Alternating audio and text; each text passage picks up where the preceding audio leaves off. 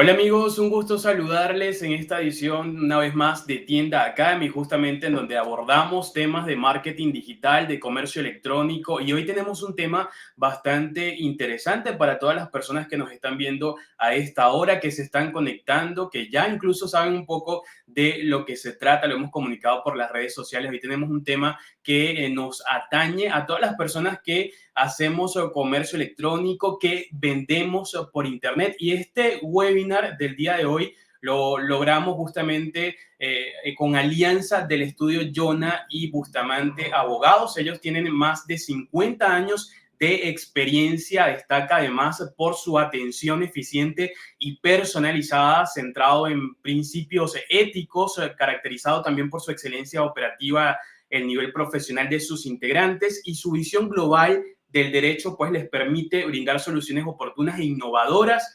Y el objetivo del estudio es ser un aliado estratégico ofreciendo un servicio legal integral de acuerdo a las necesidades de cada cliente. Hoy vamos a abordar el tema de registro de bases de datos. O sea, daremos justamente a conocer las obligaciones de administración y registro de base de datos de empresas que realizan operaciones comerciales por Internet, como es el caso de tu tienda virtual. Así que de inmediato para esto voy a presentar a mi invitado del día de hoy. Vamos a recibir justamente al doctor Alfonso Fernández Maldonado Sousa. Él es abogado por la Pontificia Universidad Católica del Perú, es especialista además en Derecho Administrativo con estudios concluidos en la maestría de Derecho Administrativo Económico, socio además del estudio Jona y Bustamante Abogados. Él asesora a diversas empresas públicas y privadas en temas preventivos de obtención justamente de datos, administración y registro de datos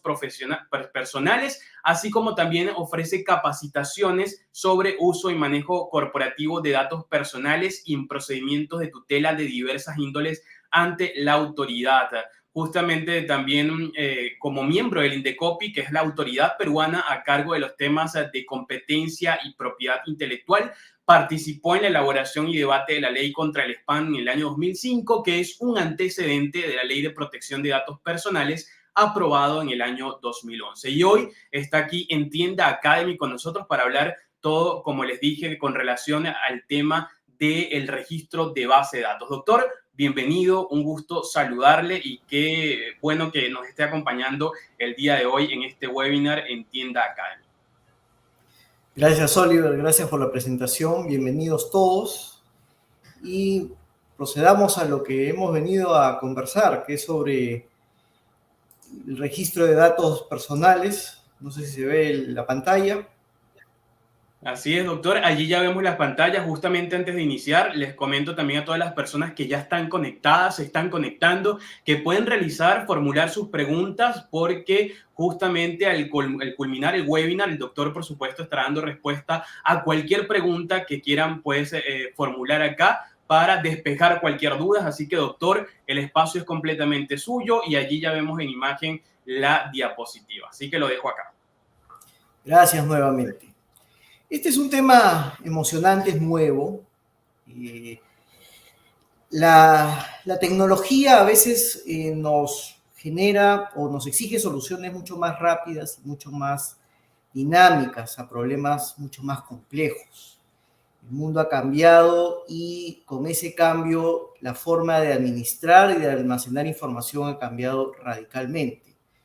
La información que se conseguía de manera escrita y que se almacenaba en palancas, en un archivo, y se volvía al archivo después de 6 meses para encontrar la información ha cambiado de manera radical. Yo tengo una anécdota, por ejemplo, que hicimos una búsqueda de unos antecedentes familiares por temas pues de estos famosos visados, ¿no? o de famoso reconocimiento de nacionalidades europeas de un tatarabuelo de la familia. El tatarabuelo salió de Italia con un nombre, ¿no? Él era Locio, pero salió de Italia y era con una S, y en algún momento llegó a Nueva York y encontramos su nombre en Nueva York, en un anaquel, en un archivo con 2 S, y después llegó al Perú y ya no tenía S sino Cs, y obviamente esa era la forma como se administraba y cómo se trataba la información en los años 1800 a inicios de los 1900. Hoy día, información que yo pongo en un teclado en Lima está en Italia antes de lo que yo pueda decir Italia. La información hoy en día se recopila, se almacena, se remite a otra locación para usos incluso en otra locación de manera inmediata y automática. Y eso genera un nuevo desafío que es lo que buscan las normas y lo que buscan las autoridades actuales, que es cuidar el control de esa información, que las empresas que administran esa información tengan un control de todo el tracto que tenga, desde el momento que sale de su titular, sea por un formulario online, sea de manera de voz, sea una videollamada, sea por videovigilancia, hasta el momento que se usa o que es tratada o que es almacenada. En todo ese circuito tiene que haber un control adecuado de la empresa que tiene la titularidad de ese dato, es decir, que está administrando ese dato en defecto de su titular original. Y la pregunta es, ¿hay algo más globalizado que los datos de las personas naturales? Hoy día, si yo le proporciono el dato a una empresa de una página web para comprar un producto que está en Singapur, y esa empresa está radicada en Singapur, y el dato que yo le proporciono ni siquiera se archiva, ¿no?, o se almacena en Singapur, sino que se almacena en Europa, en un almacén de Suecia. Es una situación que todos los países han visto por una importancia de regular y una importancia de estandarizar, porque es un tema absolutamente globalizado. Hoy día los datos que uno brinda desde una locación no son solamente para que las personas presten productos o servicios en esa locación o que el almacenamiento esté en esa locación. Los datos dan vueltas. Y cuando yo le doy un dato, por ejemplo, una página web tipo Amazon, esos datos automáticamente que yo se los proporciono, por ejemplo, a Amazon, viene un aspirador y se los lleva inmediatamente y no sé dónde. De repente se los lleva a la Siberia y yo ni me entero dónde los están almacenando, cómo los están almacenando, si es que quien finalmente almacena esos datos tiene las mismas reglas que quien los obtiene y quien administra la base de datos, por cuanto una cosa es administrar la base de datos y otra cosa es almacenarla. Y pueden ser dos servicios y dos prestaciones totalmente distintas. Todo eso es lo que justamente se busca cautelar y controlar, que haya un control sobre ese tipo de data. Y obviamente la data de las personas naturales hoy es un elemento absolutamente global. Y por otro lado, ¿hay algo más sensible que los datos de las personas naturales? Realmente no, pero realmente pocos comprenden la importancia de sus datos naturales, de sus datos personales. Hoy en día uno, por ejemplo, puede pensar en salir de Lima, irse a las playas, relajarse con la familia, disfrutar del sol, de un rico ceviche, en una absoluta privacidad, en un entorno íntimo, familiar, y de repente está grabando en tiempo real el ceviche que se come y cómo se tira al agua y cómo se tira a la piscina y cómo se mete al jacuzzi, cómo baña a sus hijos y cómo cambia a sus hijos. Y la vida personal se vuelve en un show de todas las personas en tiempo real. Y pocas personas comprenden que eso incluso es un dato personal. Yo he sido asesor de muchas empresas de seguridad. ¿Y qué dato más personal y más sensible que para un gerente general de una empresa de seguridad que sepan en tiempo real la ubicación GPS de su celular, a qué hora sale, a qué hora almuerza, a qué hora se mueve, por dónde va, en qué momento va al banco, dónde saca $100,000? Toda esa información que uno típicamente va y dice, me pidieron y muestra la sortija de $10,000 en Instagram en tiempo real, estoy acá en la joyería, miren la sortija, qué bonita. Toda esa información es información personal que es muy sensible y que a veces pocas personas comprenden la importancia que esa sensibilidad tiene. Entonces, como las personas comprenden poco esa importancia, es doblemente importante para las empresas y triplemente importante para las autoridades que puedan realizar un sistema de control adecuado para que esa información no se filtre a personas indeseadas que eventualmente puedan utilizarla para una mala práctica o puedan utilizarla para cometer un delito. Entonces es muy importante que en defecto de un mundo actual donde ya la información es un verdadero activo, las empresas y las autoridades puedan y deban realizar un monitoreo adecuado, un uso adecuado y proporcional de esa información y un control adecuado de la misma, ¿no? Y podemos decir sin error, al equivocarnos, que los datos personales son el commodity del siglo XXI. Si yo hago una relación de las 10 empresas más importantes del mundo y de los 4 multimillonarios más importantes del mundo, pues voy a tener a personas como Bill Gates, como el dueño de Amazon, como el señor Zuckerberg, como el dueño de Alibaba, que son las personas más millonarias del mundo, y no son millonarios porque sean los grandes emprendedores de bienes raíces o porque tengan fábricas donde se hacen automóviles de alta gama o sistemas de o vehículos o naves espaciales o aviones o tengan una infraestructura o una industria muy importante. No, generalmente ellos comenzaron a hacer sus trabajos en un garaje, en pequeñas oficinas personales, y hoy día tampoco tienen unos establecimientos muy grandes, pero ¿qué es lo que tienen y qué es lo más importante que ellos concentran y que los hacen muy cotizados en el mercado? Información. Ellos manejan muchísima información. Ellos tienen un control de información que tiene un monto y tiene un reconocimiento en el mercado, tiene un valor en el mercado, y por eso podemos decir que los datos personales, al igual que el oro, al igual que el petróleo, al igual que la soya, al igual que la papa, al igual que muchos otros productos, son un commodity del siglo XXI. Y aquí lo importante es que en un mundo de información la privacidad es el mayor activo de una persona. Cuando una persona mantiene privada la información, está quitándole a alguien un recurso importante para contactarlo, para promocionarse, para ofrecerle bienes y servicios, incluso para tener una base de datos que genere un alto estándar en el mercado y que permita cotizar en el mercado. Esa información es un activo que uno tiene que saber resguardar. Y si el titular no resguarda de manera consciente esa información, hay que tener mucho control desde el punto de vista de las empresas que obtienen esa información y la administran, a efectos de que hay un control pleno de la misma y que ese control sea adecuado para el titular y que el titular no se vea sorprendido mañana. De repente muchas veces a ustedes les ha pasado que los llaman o entran a una página web o descargan una aplicación o de repente les piden los datos para una financiera o para una aseguradora, y a los 2, 3 días de repente a ustedes les llega una llamada de la República Islámica de Irán. Y uno dice, la República Islámica de Irán, ¿qué me llama la República Islámica? Y uno contesta y le ofrecen un servicio: señor, usted quisiera para afiliarlo a una tarjeta de crédito con el banco tal, que está en Islas Caimán, y uno no entiende nada. Uno no entiende cómo su información llegó a Irán, cómo de ahí la obtuvo una empresa de las Islas Caimán.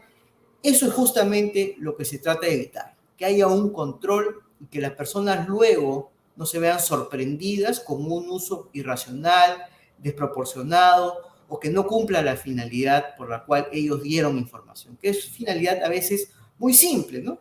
Muchas veces uno va al cine o va a un local y quiere conectarse al Wi-Fi. Y al momento de conectarse al Wi-Fi dice, ¿usted los términos para conectarse al Wi-Fi? Sí, los acepto, necesito el Wi-Fi.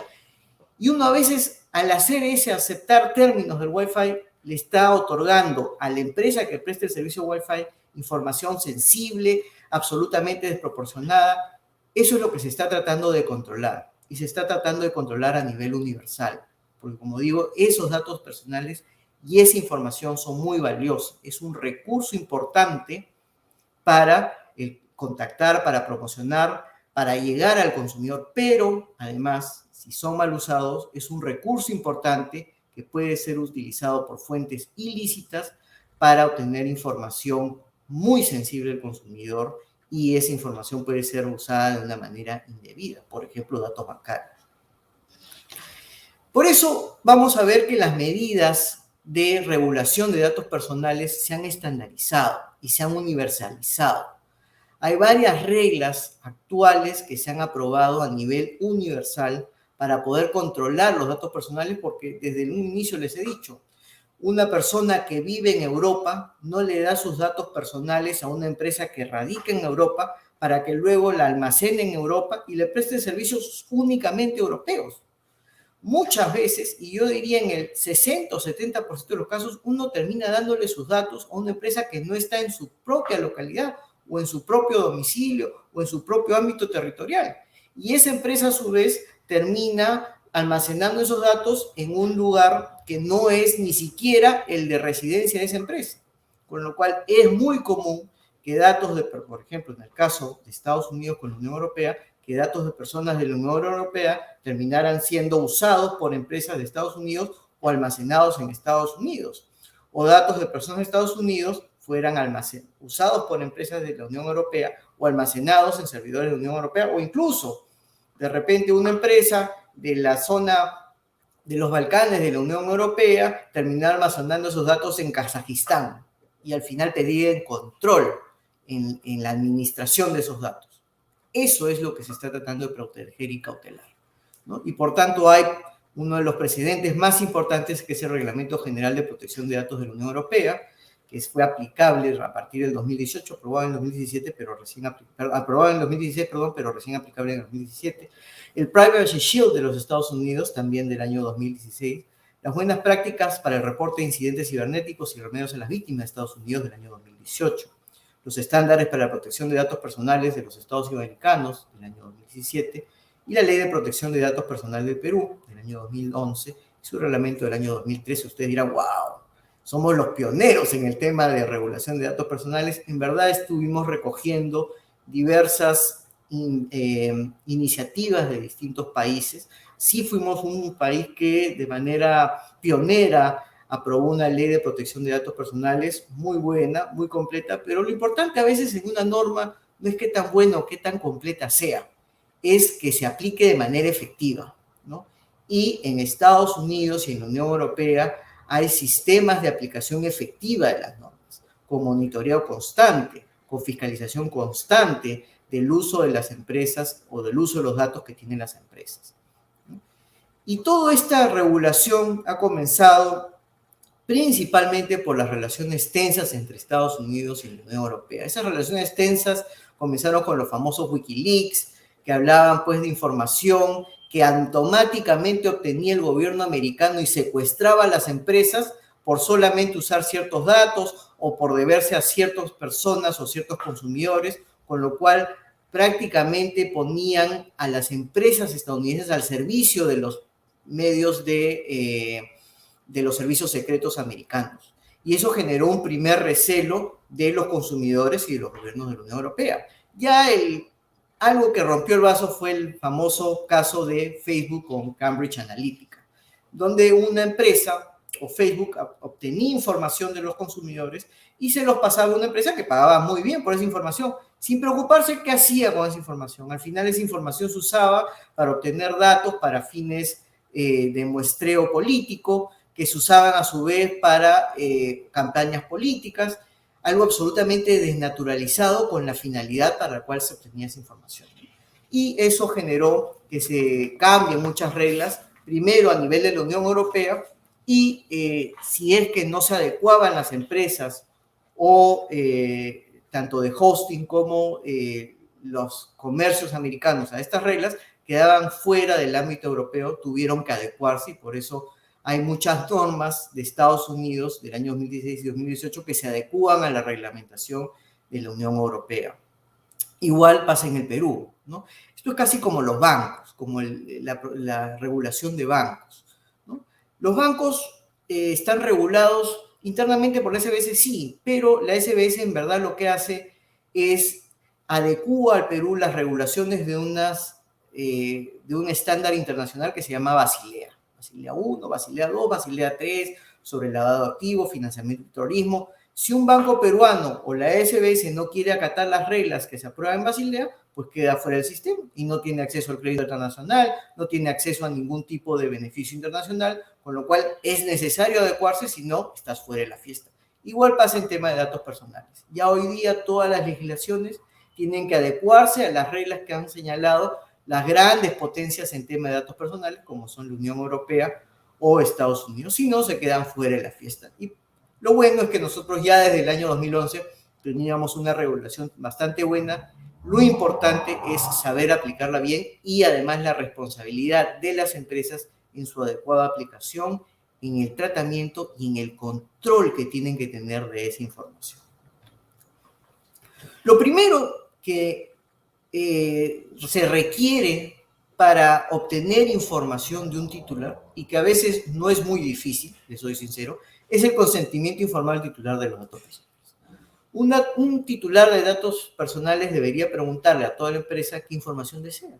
Ok, ¿quieres esta información? ¿Para qué la deseas? Ok, ¿y quién más va a usar esa información? Ok, ¿y dónde la vas a almacenar? Ok, ¿y qué pasa si en el momento patológico del uso de esa información hay una brecha en la seguridad? Un hacker ingresa y obtiene información, por ejemplo, de mi registro bancario. ¿Qué vas a hacer? Toda esa información que debería ser importante para el titular se corrige con un clic.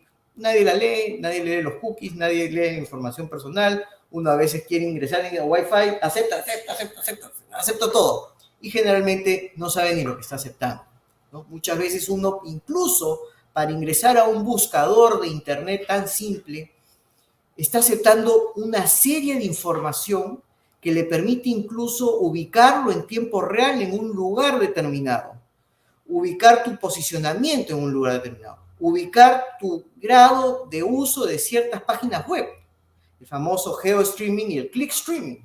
Y uno lo acepta. Al momento de estar haciendo una búsqueda por internet, acepto las condiciones. Y ya está cediéndole toda esa información para que sea comercializada libremente en el mercado. Y seguramente ustedes se habrán dado cuenta que ingresan a una página web, por decir, de viajes. No les interesó el viaje, salen de la página web, ingresan a otra página distinta y de repente sale toda una publicidad de viajes, viaje acá, viaje allá, justo con el destino donde ustedes querían viajar y de distintas empresas que le ofrecen el mismo viaje a precio más barato. Ustedes dicen, miren, qué coincidencia, no justo a precio. No, es porque ya ellos han hecho un monitoreo de de qué cosa estás interesado. Y eso no lo acepta. Solo hacer buscar en una búsqueda de internet. Y eso es algo que a veces ni siquiera se sabe al momento de ceder datos personales. En este caso, el dato de tu IP, el dato de ubicación física, el dato de tu seguimiento de visitas en internet. Entonces, el primer paso, como digo, es el consentimiento informado del titular, que es importante, sí, pero generalmente el consentimiento informado del titular no es muy difícil de obtener y no hay mucho escrutinio del titular, como digo, es hoy día un mundo de información. La gente, si bien el dato personal es un dato muy sensible, en este mundo actual la gente es libre y en verdad le gusta compartir la información, incluso de su vida privada más familiar. Entonces viene un segundo peldaño, ¿no? Un segundo paso, que es registrar la información para el monitoreo ante el Ministerio de Justicia, en el caso particular, la Dirección de Protección de Datos Personales del Ministerio de Justicia. ¿Qué es lo que busca el Ministerio de Justicia? Busca hacer una radiografía de la información que obtienes y para qué la obtienes de los titulares, ¿no? Entonces te va a preguntar en un formulario qué información solicitas. ¿Y quién te brinda esa información? ¿A quién se la solicitas? ¿Se la solicitas a los empleados? Puede ser que yo le solicite, por ejemplo, información íntima, ¿no? Sobre usos o sobre situaciones íntimas de la vida conyugal a un cliente. Sí, puede ser. ¿Será lo mismo para un empleado? Entonces hay diferencias. Puedo pedirle lo mismo al empleado. Entonces el Ministerio de Justicia me va a preguntar qué información solicitas y a quién se la solicita, quién te brinda esa información y cuál es el tratamiento que le das a esa información, un poco como para empalmar la racionalidad y la proporcionalidad de esa información. ¿Y qué flujo tiene esa información? Ok, una vez que la obtienes, ¿dónde la archivas? En un anaquel, bajo llave, no está lacrado, está sin llave, está al aire libre, en verdad no la almacenas en ningún lado, la dejas por ahí sobre el escritorio para que todo el mundo la vea, o la almacenas en un servidor, es tu propio servidor, o se va directamente a Alaska, o de repente vuela a Marte. ¿Dónde está? ¿Cuál es el tratamiento que le das información? ¿Qué flujo tiene esa información? ¿A quién se la das? ¿Cómo la compartes? ¿La compartes a tus empresas vinculadas? ¿La comercializas libremente en el mercado? Incluso la vendes en el mercado y te dan una plata por eso, ¿no? Tienes un control de todo ese flujo y esto es quizás lo más importante. Tienes un control de ese flujo. ¿Sabes lo que hace la empresa que te brinda el host en Azerbaiyán? ¿Lo tienes mapeado? ¿Sabes cómo utilizas información? Entonces, toda esa información te la va a pedir el Ministerio de Justicia al momento que tú inscribas tu base de datos. Lo importante es que el Ministerio de Justicia haga un adecuado monitoreo de esa información.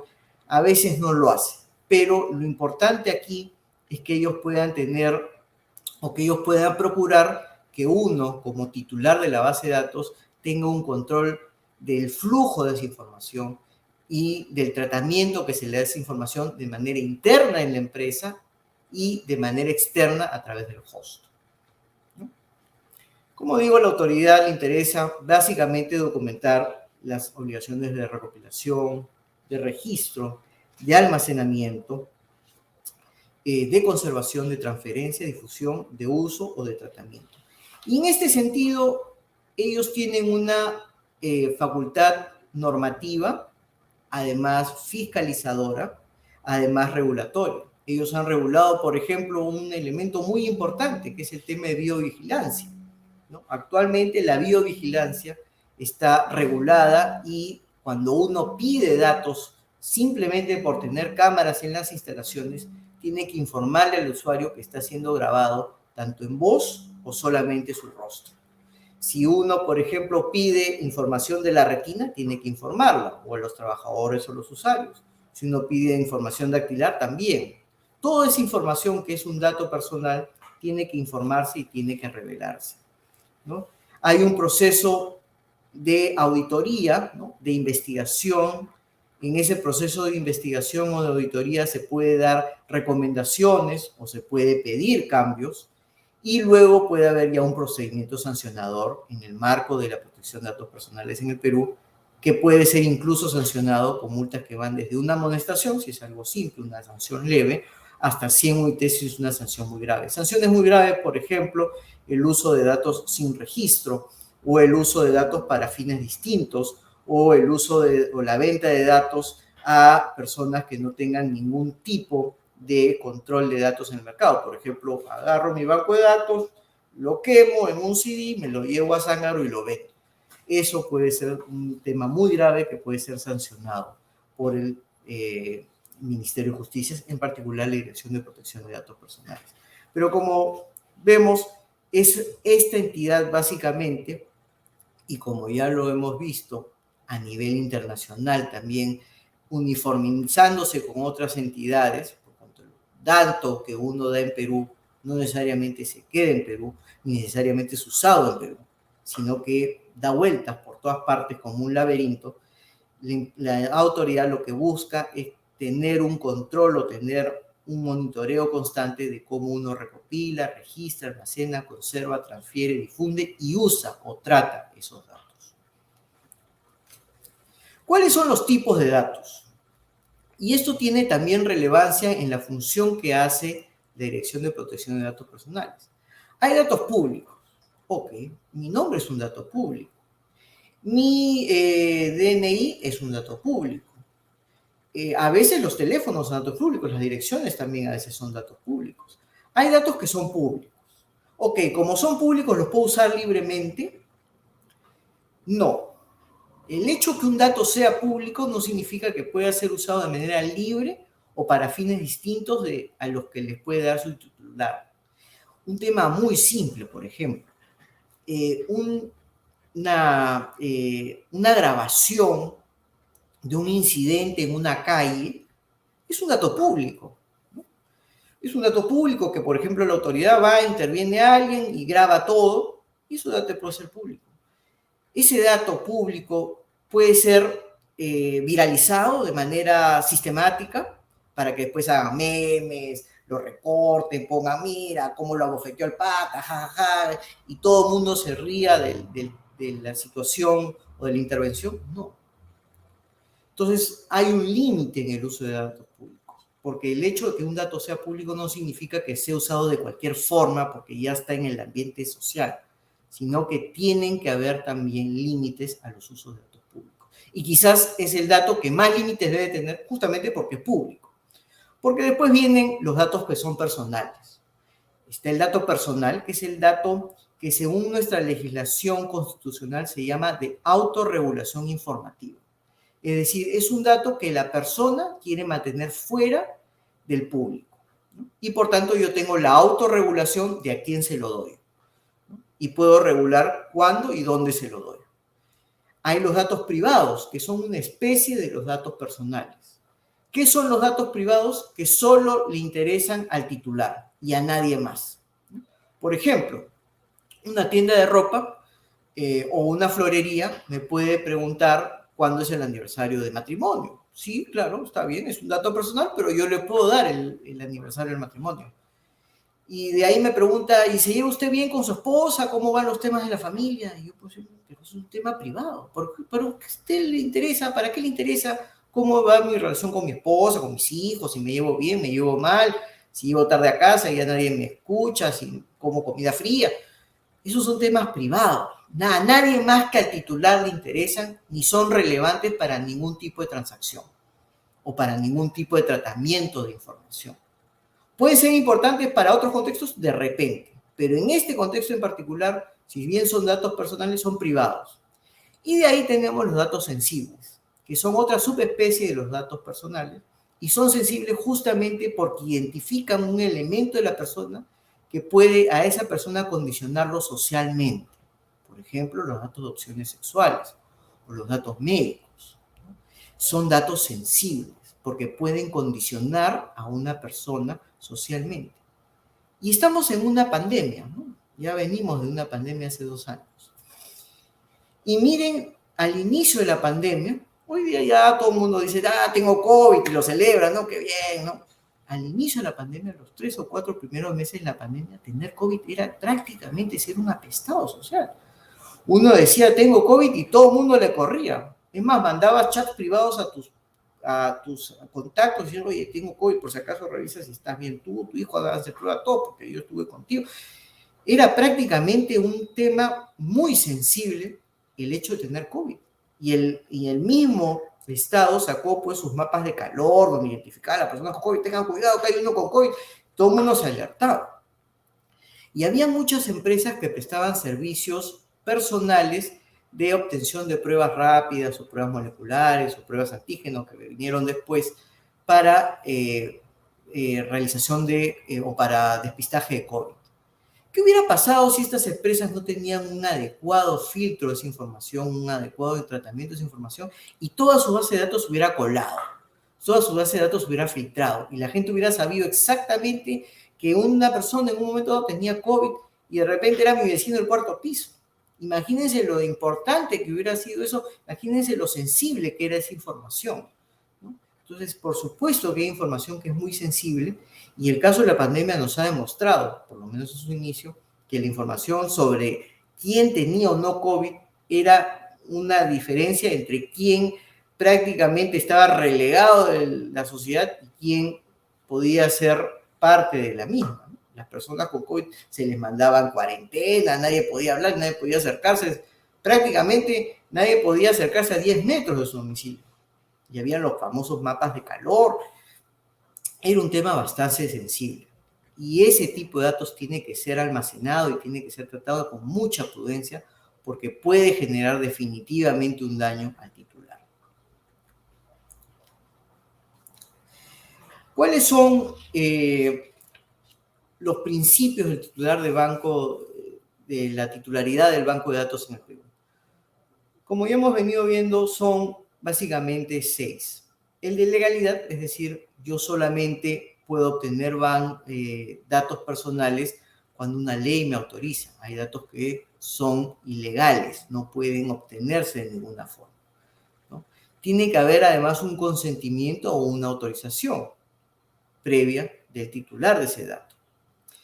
Y ese dato que uno tiene que tener una finalidad. Por ejemplo, yo quiero obtener datos para comerciar mis pasteles o la ropa que yo hago. Entonces le pido datos a las personas, ¿no?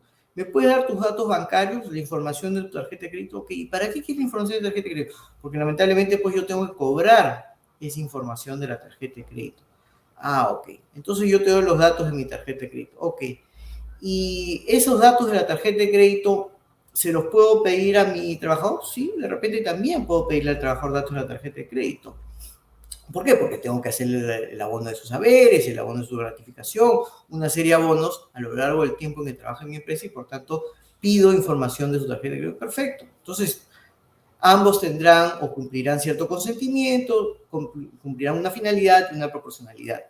¿Yo puedo pedirle a un cliente información sobre sus opciones sexuales? Sí, de repente puedo pedirle a un cliente y el cliente me la podrá dar.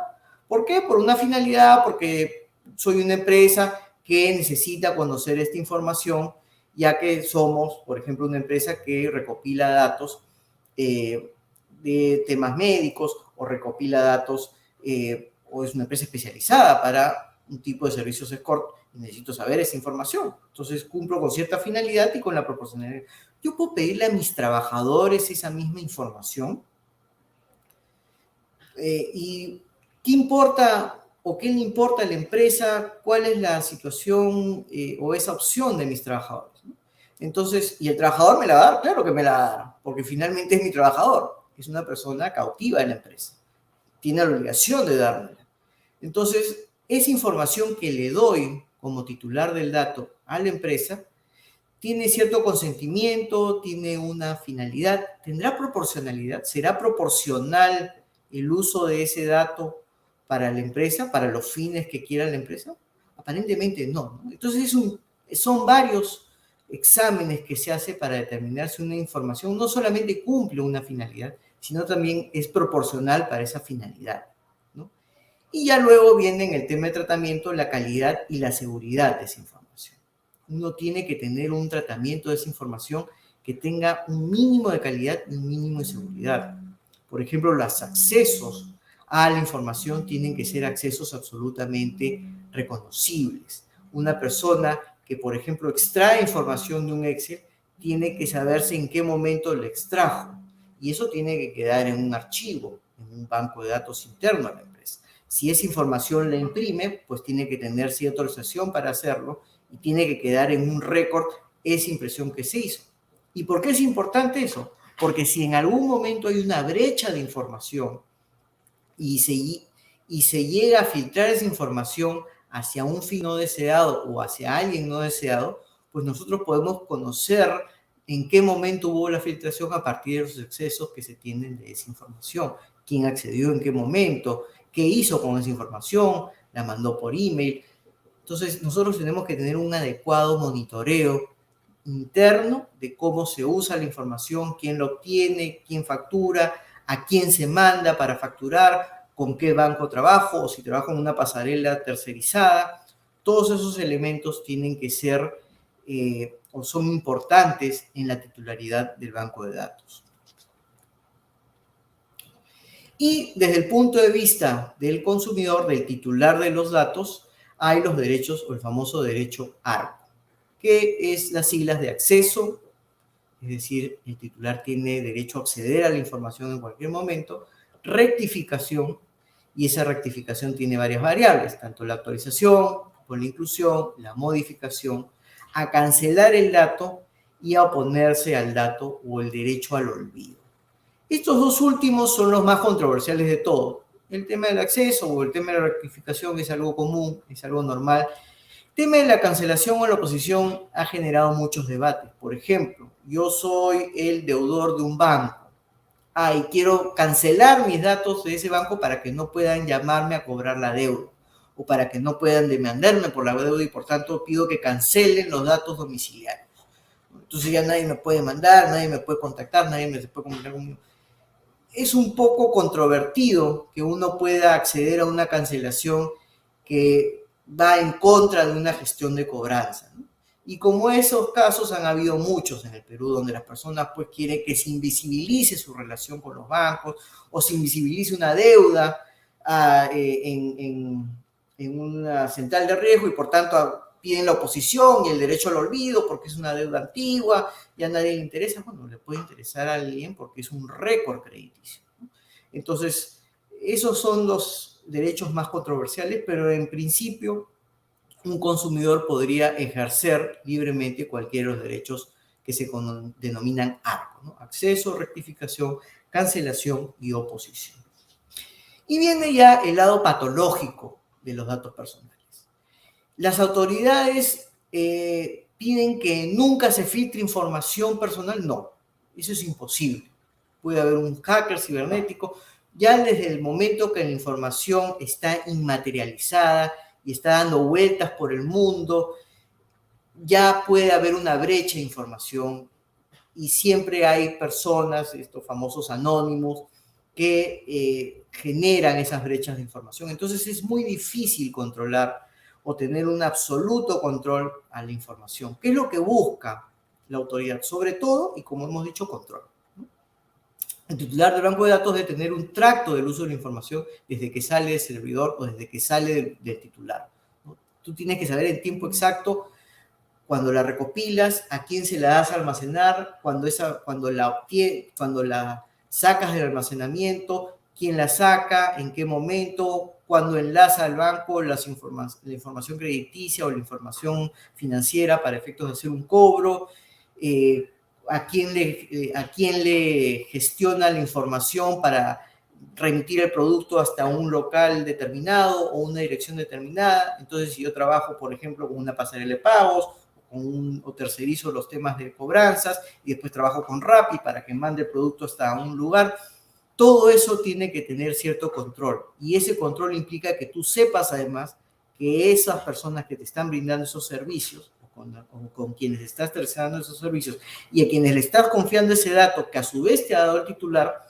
tengan a su vez los mismos mecanismos de seguridad o traten ese dato con las mismas cautela y con la misma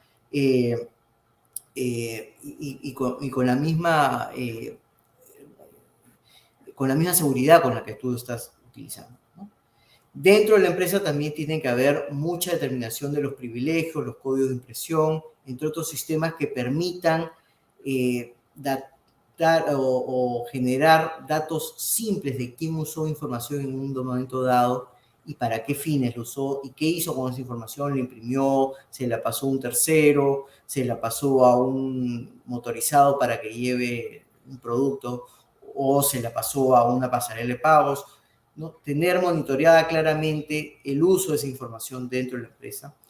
Y si existe una brecha de seguridad, que puede ser que exista, la autoridad lo que les va a exigir es que se contengan inmediatamente los daños, ¿no? Media hora de una brecha de seguridad a una hora puede ser la diferencia entre la obtención de un dato o la filtración de toda tu base de datos. Entonces tiene que contenerse de manera absolutamente rápida cualquier brecha de seguridad e informar lo antes posible a los titulares. ¿Para qué? Para que tomen sus precauciones. Si yo tengo información, toda la información sobre la tarjeta de crédito y esa información se filtra, inmediatamente se pueden hacer operaciones de ventas o de compras en internet por cualquier usuario que tenga la información básica de la tarjeta de crédito. Entonces yo tengo que informarle al titular para que tome sus precauciones y evite que esa información pueda ser mal usada. Eso es finalmente lo que va a cautelar la autoridad de datos personales.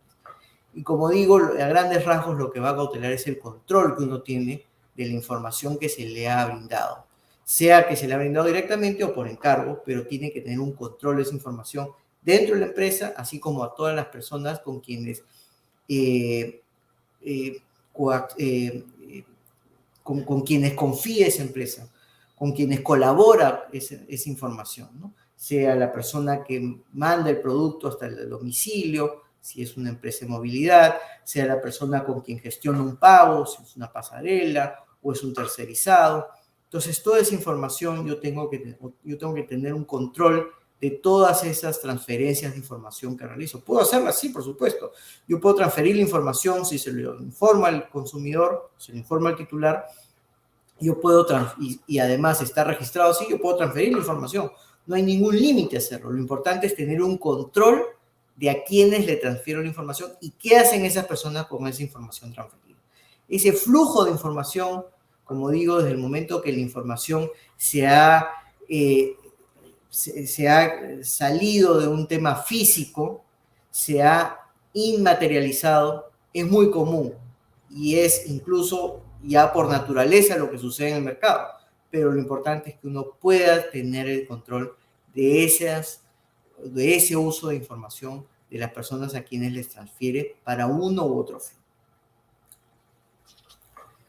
¿Cuáles son los desafíos del e-commerce en este escenario? Además que el e-commerce hoy por hoy tiene una importancia sustancial porque además la interacción física del comercio ha pasado a un segundo plano con la pandemia.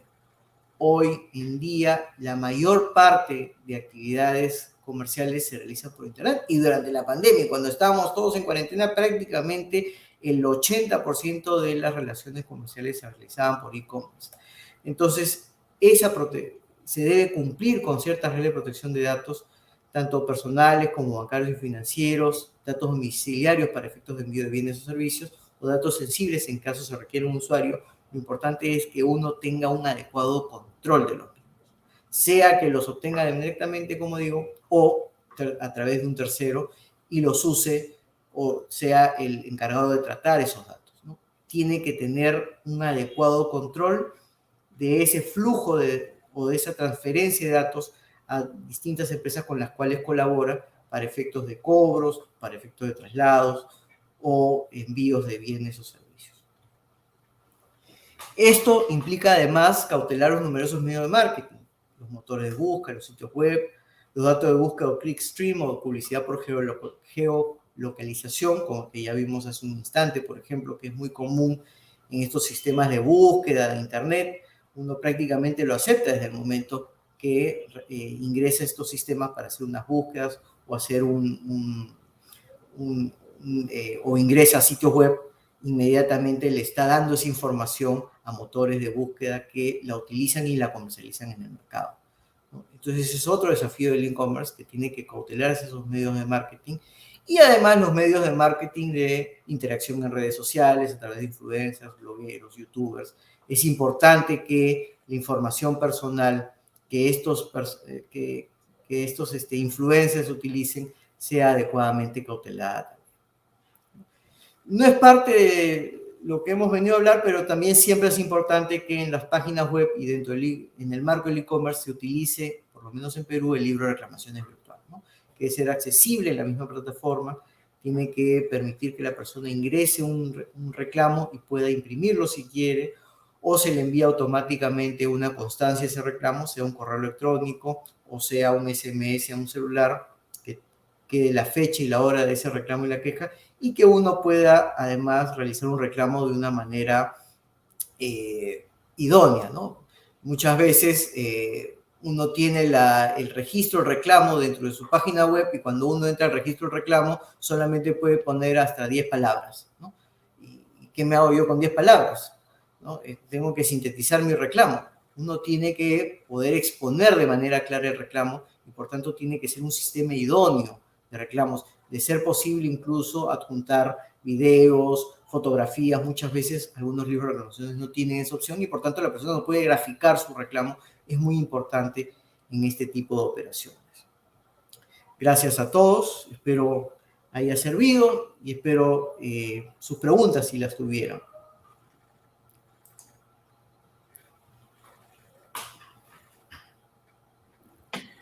Bien, muchísimas gracias al doctor justamente Alfonso Fernández, que lo vemos allí en pantalla. Estuvo justamente con lo que vendría siendo este tema interesante. Hay algunas preguntas que queremos realizarle en torno a esto. Le habíamos dicho al principio que pueden allí colocar sus preguntas, formularlas para dar respuesta a cualquier interrogante, cualquier duda con relación a este tema. Allí lo decía el doctor, los desafíos del del e-commerce, esos desafíos que están allí vigentes, sobre todo en este tiempo en el que lo digital se hace sentir más que nunca. Doctor, yo sí tengo por acá una pregunta antes de pasar a las preguntas de la audiencia y quisiera saber justamente qué protege como tal la legislación sobre datos personales, a quién se califica como administrador de datos personales.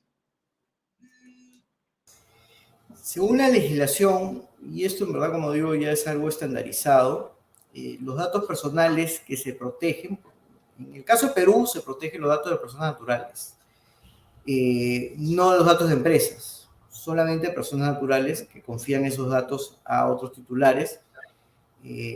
Ahora, claro, yo puedo tener los datos de una empresa y a su vez del gerente de esa empresa.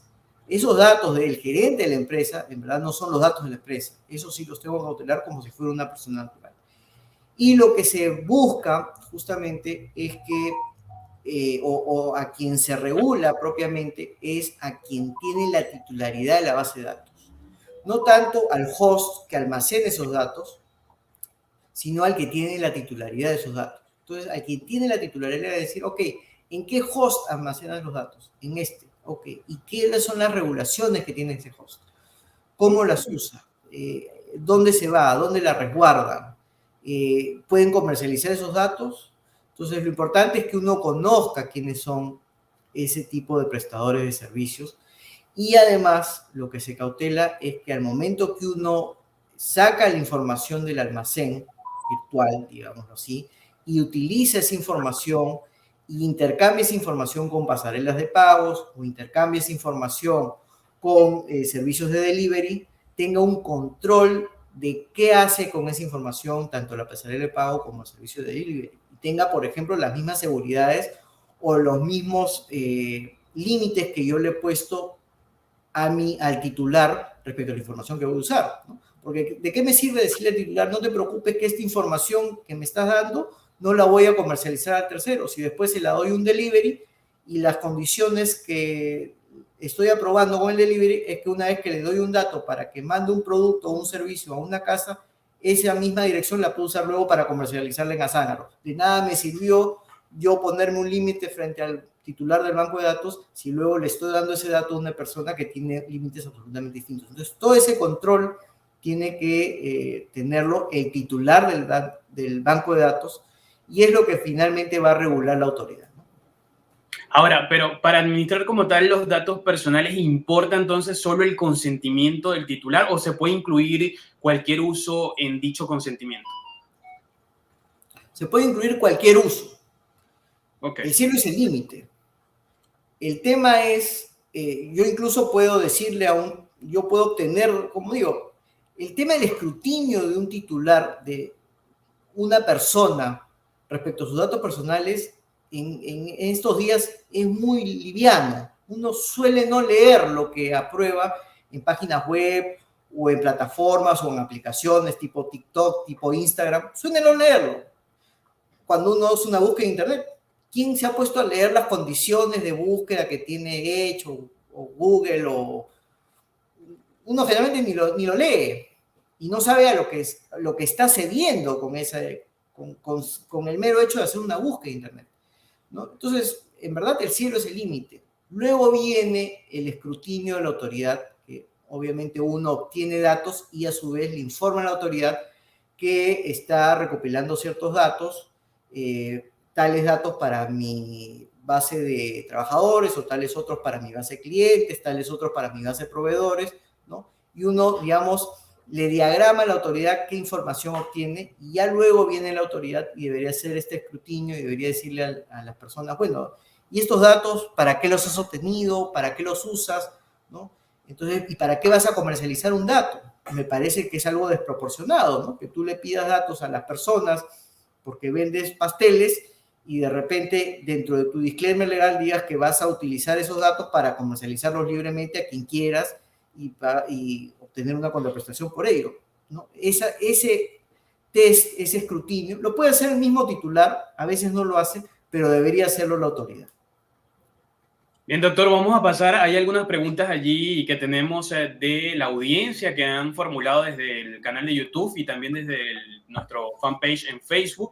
y ya la vamos a colocar acá en pantalla para leerla. Vamos a ver la primera pregunta que tenemos allí, la formula a esta hora. Vamos a ver la pregunta en pantalla, ya le voy comentando. Carlos Vidal, justamente uno de nuestros cofundadores, coloca acá: ¿puedo presumir información? ¿Cuál es la regulación al respecto? Por ejemplo, si soy una farmacia y vendo pruebas de embarazo o pañales, ¿puedo presumir que esas personas están esperando un bebé o tiene uno? Sí, pero yo no puedo tratar esa información que presumo, salvo que tenga una autorización expresa el titular, ¿no? Por ejemplo, si yo, el típico caso del click streaming, ¿no? Si yo entro a páginas de viajes, y veo viajes a Miami o a Máncora o a Cusco, puedo presumir que la persona quiere viajar o a Miami o a Máncora o a Cusco. Puedo utilizar esa información para dárselo a un tercero y decir, oye, ofrécele viajes a estas locaciones. Sí, siempre y cuando se lo haya dicho al titular. Oye, claro, por si acaso, si tú estás interesado en ciertos productos, voy a utilizar esa información para efectos de promocionarte otros con otras empresas del mercado.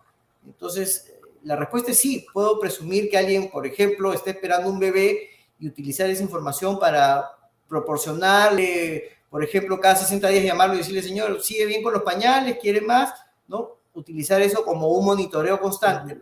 Ojo, mucho ojo con el tema de farmacéuticas, porque las farmacéuticas, además, pañales está bien, test de embarazo podría ser, pero las farmacéuticas también tienen o comercializan productos regulados y como tal ellos no pueden incentivar el consumo, por ejemplo, de medicamentos. Entonces no podrían llamar a una persona que compra Valium cada 30 y decir, oye, se te acabó el Valium, compra más, porque eso es incentivar el uso de medicamentos, eso está prohibido por ley. Claro. Pero en caso de productos que no tengan un uso regulado, es decir, no sean medicamentos que estén prohibidas su venta bajo receta médica, sí podrían tener ese tipo de interacción con el titular, siempre y cuando lo haya autorizado. Bien, gracias, doctor. También por acá tenemos otra pregunta que nos formulan a través de las redes sociales, específicamente de YouTube, de Antonio Capurro. Él nos dice, ¿cuál es la mejor forma de proteger nuestros datos personales y los datos sensibles? Les recuerdo esa frase: en un mundo de información, la privacidad es el mayor activo. La mejor forma de protegerlos es no otorgar. ¿Quién les habla? Por ejemplo, puedo sonar soso, no tengo Instagram, no tengo TikTok, rara vez, no tengo Facebook, rara vez utilizo el WhatsApp para una red que no sea conocida. Entonces trato de manejar información de la forma más privada posible. Rara vez contrato por teléfono. Sí uso mucho contratación vía internet, pero obviamente trato de leer cuál es el uso que se le va a dar antes de yo dar mi información vía internet, ¿no? Pero muchas plataformas, sobre todo las internacionales, al momento que uno accede y baja la plataforma o baja la aplicación y uno accede a grabarse diariamente, a utilizar incluso su vida diaria para exteriorizarla, está aceptando el uso o el tratamiento de esa información muchas veces para cosas que uno ni siquiera se imagina, ¿no? Entonces, lo más importante y la mejor forma de proteger esos datos sería darlos en plataformas que uno sepa, que sean lo menos interactivas posibles, ¿no? Por ejemplo, páginas web, sí, entrar a una página web de una empresa que yo conozca y al momento que me piden los datos, ver en el disclaimer de cookies o en el disclaimer de uso de datos cómo se van a usar esos datos y cuál va a ser el tratamiento que le voy a dar. Doctor, una consulta también, una duda que tengo por acá. ¿Cuáles serían las autoridades vinculadas como tal a esta fiscalización de las obligaciones de los administradores de datos personales? Hay algunas personas o algunos clientes que nos han dicho, bueno, me han llegado algún tipo de comunicación por parte del Ministerio de Justicia. ¿Cuáles son esas autoridades vinculadas precisamente a esa fiscalización? En Perú, el Ministerio de Justicia, la Dirección de Protección de Datos Personales. ¿A quién regula el Ministerio de Justicia o la Dirección de Protección de Datos Personales? A quien sea que sea un titular de banco de datos que esté domiciliado en el Perú, por un tema práctico, digamos. Google obviamente concentra un montón de datos de muchos peruanos, pero ¿cómo yo llego a Google que está en Seattle o no sé dónde esté? ¿No? Entonces, ¿cómo yo le exijo información desde allá? Le mando un oficio a Google y Google dirá, que no importa, pero ¿no? Para que, ni siquiera tengo cuentas bancarias allá. Entonces, obviamente tiene que ser un tema práctico, que sea un titular de banco de datos que esté domiciliado en el Perú, y obviamente ahí sí se va a hacer una inspección y una fiscalización de todos los datos que controla, ¿no? Es muy difícil.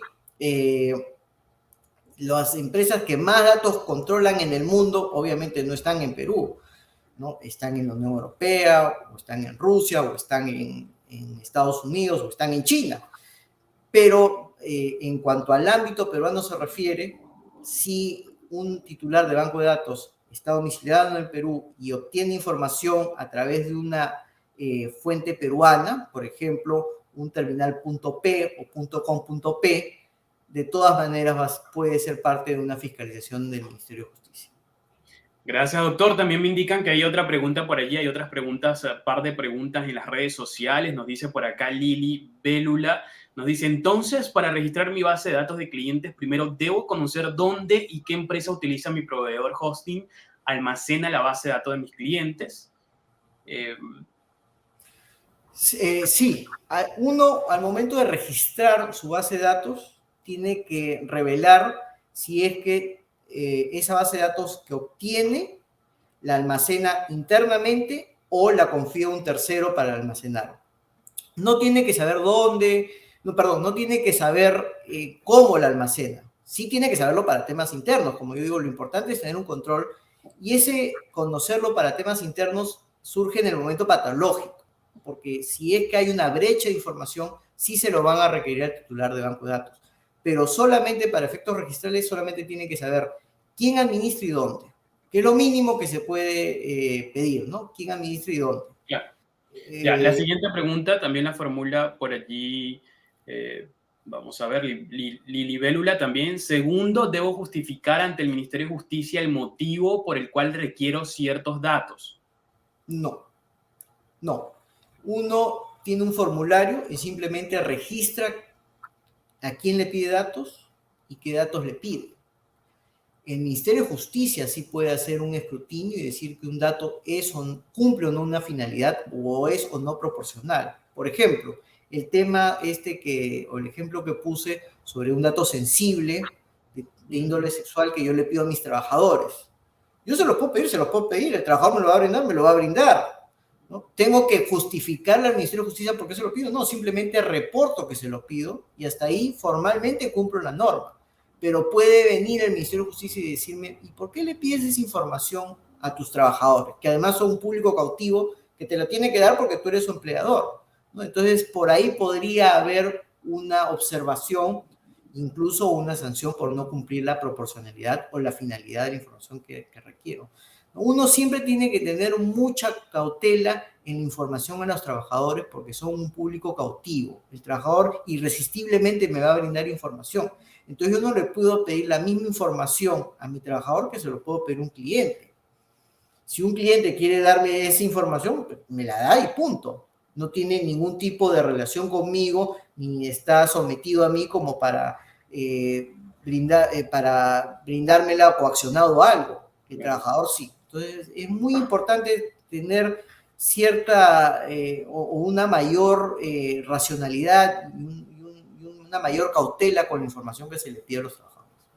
Lili Bélula también dice por acá, debo también solicitar a mi proveedor, en este caso Pasarela de Pagos, que me envíe su política de reserva de datos, ¿correcto? Siempre es bueno. Como ya dije, si uno comparte esa información con Newbies, solamente tiene que decirle al Ministerio de Justicia que comparte esa información. ¿Con quién? Con una entidad financiera para efecto de pago. Perfecto. Hasta ahí cumple formalmente. Pero siempre es bueno internamente conocer cuáles son esas políticas de Newbies, porque si hay una brecha en la información y se descubre que esa brecha vino porque le transferí la información a Newbies, ahí es donde me van a caer y me van a decir, ¿y cuáles eran las políticas de Newbies? ¿Las sabías? ¿Las conocías? Y uno no puede decir, no las conocía, ¿no? Simplemente contraté porque era el más barato del mercado. Uno tiene que tener ese tipo de cautela, ¿no? Como digo, ya hoy en día lo que se busca y ya a nivel universal, y el Perú tiene que adaptarse a ello, porque si no se queda fuera de la fiesta, es que uno tenga un control de la información. Que no suceda lo de Facebook o Cambridge Analytica. Tiene que tener cierto control de la información. Doctor, antes de pasar a un par de preguntas de Facebook que nos quedan ya para finalizar, quisiera también preguntarle cuáles serían entonces esas contingencias administrativas u otras consecuencias legales por este indebido tratamiento o custodia de los datos personales. Son sancionatorias o de fiscalización.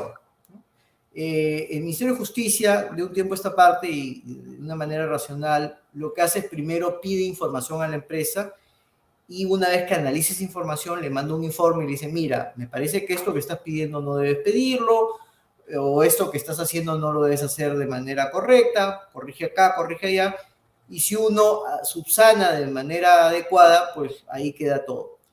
Si no lo hace, entonces puede generar un procedimiento sancionador y en el marco de ese procedimiento sancionador se puede generar una multa de 0 a 100 UITs. Este no es un tema penal, si es que si es que hay algún tipo de temor sobre alguna sanción de índole penal, no. Habría un tema penal si, por ejemplo, yo soy un hacker y accedo de manera ilícita a la información. Por ahí podría haber una brecha de seguridad que es de índole penal. Pero si yo soy una persona que obtengo de manera lícita los datos personales, por ejemplo, ¿de dónde obtuviste ese dato? Le robé la billetera a una persona. Eso es una forma ilícita de obtener los datos personales y ahí sí hay un tema penal.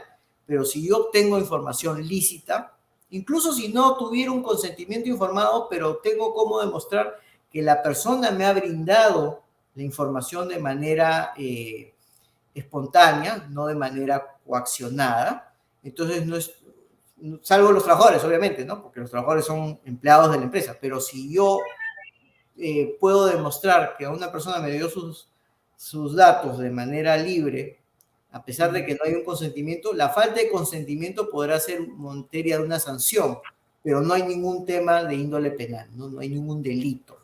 Perfecto. Gracias por aclararnos allí ese tema, doctor. Ahora estamos en Facebook. Allí las preguntas que nos formula también la audiencia. Álvaro Castro nos dice, si en una promoción comercial indico que los datos personales serán almacenados hasta determinada fecha, los cargos de entrega de premios que contienen datos personales de los ganadores deben ser eliminados en esa fecha. Sí. Si yo le pongo una fecha al almacenamiento de datos, tengo que eliminar todo para esa fecha, porque es, digamos, las condiciones que yo le he dado al titular. Ahora, claro, eso está en mi cancha, porque puedo ponerle una fecha mucho más amplia a la de la mera promoción. Entonces, uno sí tiene un control de eso, ¿no? Si es, por ejemplo, datos que yo pido para un tema de promoción comercial y esa promoción se extingue, yo sí puedo almacenar esos datos por un tiempo mayor e informárselo así al titular, ¿no? Perfecto, doctor. Vamos ya a finalizar, me indican, con esta última pregunta, la fórmula rayos peluquería. ¿Necesito colocar una ventana emergente, un pop-up de consentimiento de cookies en mi tienda virtual? Sí, claro. Cuando uno obtiene información, lo importante es que al final de todo el formulario que el titular, que cualquier persona natural llena para brindar esa información, obviamente persona jurídica también, pero no están reguladas, pero las personas naturales llenan esa información y al momento de remitirla a quien la va a usar, al titular del banco de datos, tiene que decir, ¿acepta usted los términos y condiciones o los cookies? Acepto, ¿no? Sí, ese es el consentimiento virtual más claro. A veces incluso se hace y no se sabe qué se hace, pero sí se está teniendo un consentimiento con la sola aprobación de los términos y condiciones del sitio web o de los términos y condiciones del el host o de los términos y condiciones del titular del banco de datos.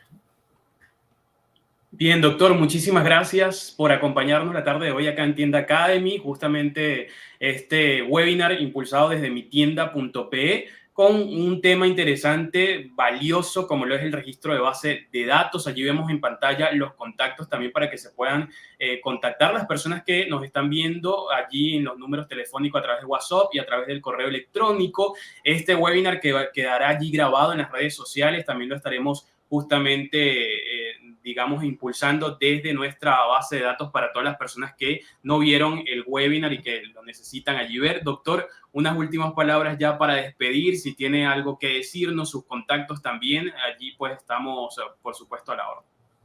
Gracias por estar ahí, gracias por escucharme. Espero que les haya servido y como siempre estamos para ayudarlos en cualquier tema que ustedes deseen o cualquier asesoría necesaria para estos temas. Como digo, son nuevos, pero no por ser nuevos son menos importantes y hoy día tienen especial relevancia porque el dato personal se ha convertido en un commodity a nivel mundial y tiene un valor muy importante para las empresas. Gracias. Era el doctor Alfonso Fernández Maldonado, director del área de Derecho Administrativo del estudio Yona y Bustamante, que gustosamente aceptaron la invitación a Tienda Academy. Muchísimas gracias. Estaremos allí en comunicación para próximos, por supuesto, webinars que tengan que ver con relación a este tema digital y tema legal. Gracias. Gracias, doctor. Bien, y a todos ustedes quienes están allí, pues estar atentos a nuestra Tienda Academy. Estaremos realizando otros temas en torno al comercio electrónico, en torno al marketing digital, como lo hemos venido haciendo desde el año pasado y este nuevo año también por parte de mitienda.pe, por parte también de nuestra marca hermana en Ecuador, tiendabox.es. Allí estaremos justamente impulsando el conocimiento en torno a este tema en Tienda Academy, así que un feliz año nuevo 2022 y todo el éxito para las tiendas virtuales y todas las personas que venden por internet. Así que nos vemos en una próxima oportunidad. Nos siguen en las redes sociales @mitienda.pe. Chao, chao.